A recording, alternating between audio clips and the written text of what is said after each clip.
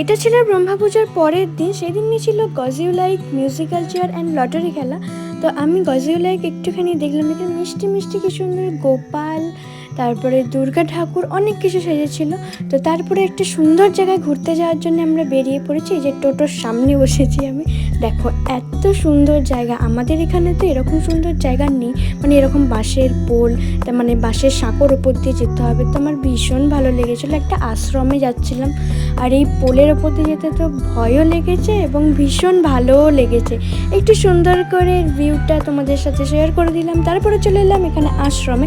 এটা ছিল বেসিক্যালি রাধাকৃষ্ণের আশ্রম। আর আমাদের অনেকটা লেট হয়ে গেছিলো, যার কারণে সন্ধ্যা হয়ে গেছিলো। এখানে কি সুন্দর সানফ্লাওয়ার হয়েছিল।